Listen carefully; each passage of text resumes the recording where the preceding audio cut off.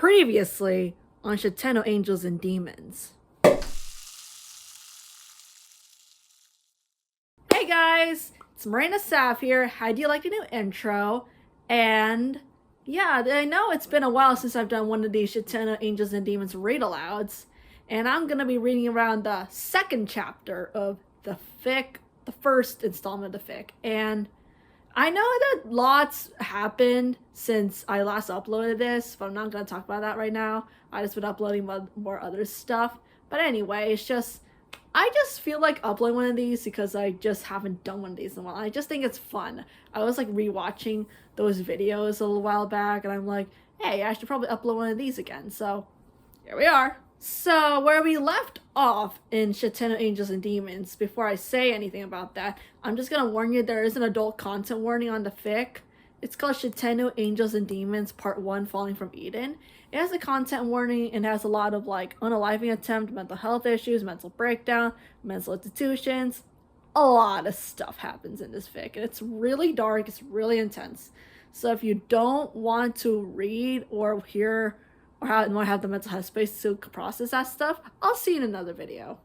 Anyway, so basically what happened in where we left off in the fic, where I last left off with the read aloud, is where they are watching the news, all the Shitennou are watching the news, and there's like some sort of talks about a van running around and people getting like disappearing, and it's not good. It's kind of weird, but yeah, let's get to reading, okay? Chapter 3, The Mystery Blonde. Jade senses something familiar about a customer at his workplace. August 9, 2014, 2 p.m. Jade. Hey, my boss, Asami, called out. I know things have been a little hard for you right now. I just want to let you know, if you ever need anything, you can come talk to me. Thanks. I appreciate it, I nodded. Shitty customer, I swear to God. Yeah, I probably should not have been laughing at that, but I just find it funny that how when I was writing this fic, I was working at a bakery. Fun fact, Asami is based on the real life boss of my bakery job, which unfortunately closed shortly after finishing this installment in September 2022. So yeah, I can kind of relate to being like, oh my God, these people are whack with some of these people in like customer service. Like, some people are just so fucking entitled, I swear. Yeah, it's a given. Asami sighed as I sat down in her swivel chair and buried my face in my hands. You alright? Yeah, I lied. That point in time, I wasn't okay. One half of it was telling me to go through with my plan, but the other half was screaming, no, don't do it. Is there anything you want me to know? Asami asked. No. I shook my head. I really wish I told Asami what I was thinking of killing myself when I got back to the apartment. She's a great boss. Super understanding and knows how to run a small business. Like the real life Asami. Okay. You know what? I think you should take the rest of the day off.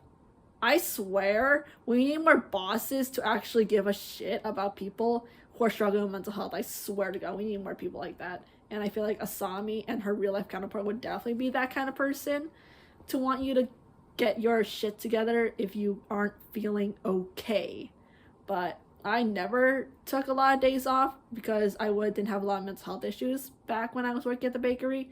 It was stressful, but it was fun. Like balancing everything, work and school, but can't complain. Where was I? Okay, so what? I turned to look at her. Your mental health is more important than you showing up to work every Saturday and Sunday. I know you've been doing your best, and I appreciate that, but the last thing I want for you is to be overwhelmed. I really wish a lot of bosses were like that, like to actually give a damn about their employees, because if the employees aren't really like feeling satisfied with their job, and with my generation, I'm 22, if they don't have a good work-life balance, they're probably gonna leave. I can't speak for all Gen Zers, but if I don't have a good work-life balance, I'm gonna leave. Like, I worked at the daycare around end of last year. It was not good, I swear. They kept calling me in, and they just tried to monopolize my time, which I didn't really appreciate. And I was also balancing school, and I was not in a good place. So I'm like, you know what? I can't do this. I really can't do this. I'm out. I appreciate the concern, but I insist. Take a break. You look like you need it. Asami put a hand on my shoulder. Are you sure about this? I feel like I would feel guilty if I just did that because I know I don't want to leave people hanging. I know work is important to actually get your shit together. But if you're not feeling well, like, why would you actually force your employees to work when they're not feeling well? Like, with my job that I had, the daycare job that I had at the end of last year, I basically caught bronchitis from washing dishes in the sink where they put the kids' dishes in there. And the kids will wash their hands in the same damn sink. And I had new dishes in that fucking sink, and I was not happy about it because I caught bronchitis. I was miserable. I was sick. I wanted to go home. My boss was like, but we need you. I'm like, but I'm sick. Do you not care about your kids? They're gonna get sick, and they're literally like gonna get sick a lot. And I'm like, why? You can't do that. Yeah, I can always have Maki fill up your spot. She'll understand. Okay, I reluctantly hang out with my friend. I'll see you tomorrow, Asami called out. I turned around. She waved. Instead of waving back, I exited the bakery. The rain hadn't stopped at all during my shift. Normally this would have bothered me, but at that point in time I didn't care. Nothing mattered to me anymore. Do it, a voice called out in my head. I don't know. I don't care. You have to do it. It's the only way. I don't know about this. Stop making excuses. You made a plan. You know what you have to do. It was then that I made up my mind. As soon as I'm entered that apartment, I'm killing myself. Yikes. It's a lot. But we're actually going to change scenes because it actually does change scenes. I'm not actually going to show him actually doing the act of, like it's a lot. I didn't want to write that at the moment because I feel like it's kind of implied. We already know what happens. And I don't think people need to see that shit because it's really uncomfortable and it can get graphic at times. So I'd rather just not show it. And just show like the after effects of how it affects the aftermath of it, September 13, 2014, 3 p.m. I placed my hand on the door handle to the bakery. I hadn't been here in over a month. It feels weird to be back to normal. But what is normal anyway? I'm part of the Shitennou. It feels weird to be doing mundane things. Now that I know I was reincarnated for a purpose. Yeah, you actually have to watch Sailor Moon Crystal, just the reboot of Sailor Moon that came out in 2014. You actually have to watch it to know what he's talking about, but basically, the characters are reincarnated from like a past time, and then they're reincarnated in the present, and the conflict ensues. I have to get back to watching that series because it's been a while. Before the Dark Kingdom, I was just an ordinary guy doing ordinary guy things. I always knew it was different, but I wasn't able to pinpoint how. I entered the Parisian-style bakery, which was filled with customers chatting at every table. Asami was at the cash register wearing her baker's outfit. Of course, I've never seen her dressed down. Hey, good to see you, Asami waved. I waved back and headed straight to her office. Likewise, I put on my apron. Hey, Asami leans against the door frame. I heard about what happened. Are you sure you're ready to go back to work? Of course I'm sure, I said. Anyway, like I said, if you ever need anything, my door is always open. Asami walked out of her office and into the kitchen. I saw him return out from my space bun wearing coworker Maki was making herself a nice latte. Hey, where you been? Maki turned to me. Getting my shit together. What else is new? Who has their shit together at 18? I don't have my shit together and I'm 22. I thought I would have my shit together, but I don't. I mean, I just think that line is funny because I'm like, at least he's honest. At least we can all relate to that, right? Aren't we all? Maki placed a lid on her iced latte. Anyway, did you hear about the news? What? The women and children disappearing? Oh, right. I nodded. What's the downside of being stuck in a psych ward for a month? You could have in the rest of the world. Well, Nephrite said this has been going on for 2 weeks now. How would I have known? They don't watch news in the psych ward. Sailor Moon should really do something about it. Maki sipped some of her iced latte. Yeah, right. I let out a nervous chuckle. Yes, Sailor Moon. A force to be reckoned with. She was on the thorn of my place to get energy for Queen Beryl and Mataria. No underestimating her or the other citizens. I wonder what they're up to. This year's been weird for Tokyo. Like the demon busting and now this? I don't even... Maki shrugged. Yeah, that it does reference some events that happened in Sailor Moon Crystal. I'm talking about the demon busting, which happens in episode 3 of season 1.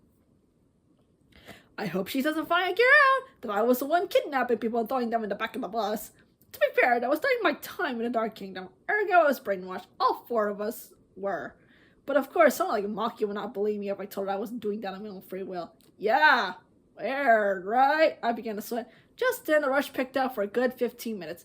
Maki and I were too busy getting other people's orders to even talk anywhere about cinema and other stuff. By 7 o'clock, the bakery was dead. Asami had already left for the day. Maki and I were just sitting there staring at our phones. A few stragglers came in here and there, but for the most part, it was pretty dead. Around 7:50, a woman with platinum blonde hair entered the bakery. She was wearing scrubs. Hi, welcome, Maki called out. How can we help? Hi, do you have any cupcakes available? The blonde woman asked. They're right over there in that case.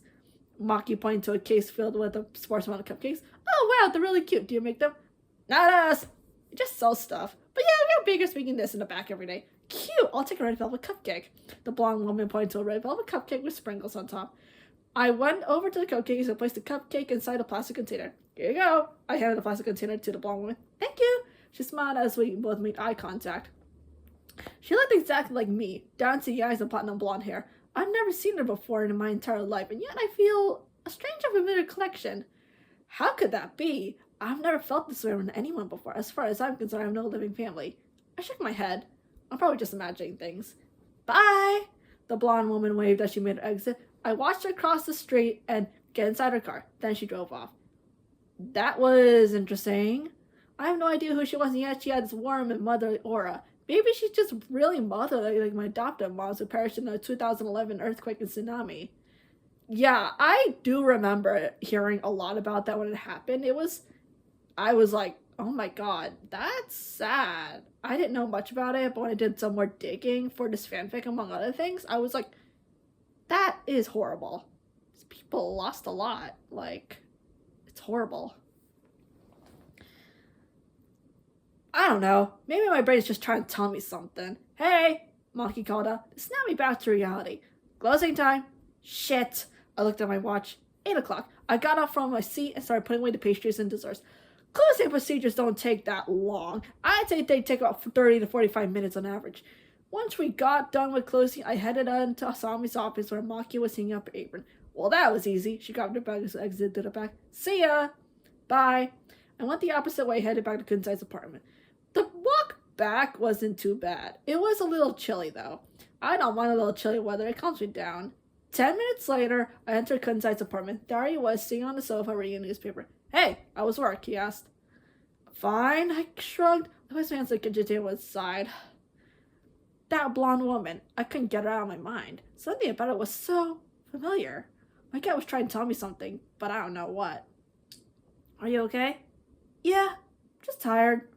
Okay. Kunsai returned to reading his newspaper. His head is inside my room. I flopped down on my bed and pulled out my phone out of my hoodie pocket. Except I found a piece of paper in there too. I pulled out the piece of paper and unfolded it. The handwriting, which I recognized as Maki's, was neat to a T. Very pretty to look at. All it said was, hey, Asami told me about what happened. If you ever want to talk about it, you can email me at makiroll99@gmail.com. I placed a note on my nightstand inside. I appreciate her concern, but I don't know if I want to discuss it with her. All the shit I've been through these past couple of years is too much for one person to handle. I wish I could just talk about it, but it's not easy for me to open up. I built 4 giant walls around me just so I could avoid judgment. I don't think it's possible for me or anyone else to tear them down. Sometimes I feel like the walls are cracking and I'm scared of what would happen if they just collapsed on their own. I changed up my pajamas and climbed to a bed where I fell into a deep sleep. So that is kind of setting up some things, but yeah, there was a commenter that commented on this actual chapter, and this person thinks that the bio woman might be a red herring thing, and I'm like, well, I can't really spoil much, but we'll see. What do you think? Who do you think is a blonde woman? I want to know.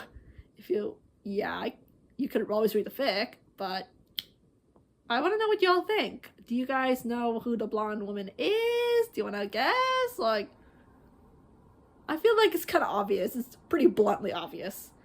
Anyway, that's going to be enough for Shitennou Angels and Demons today. Thank you for watching.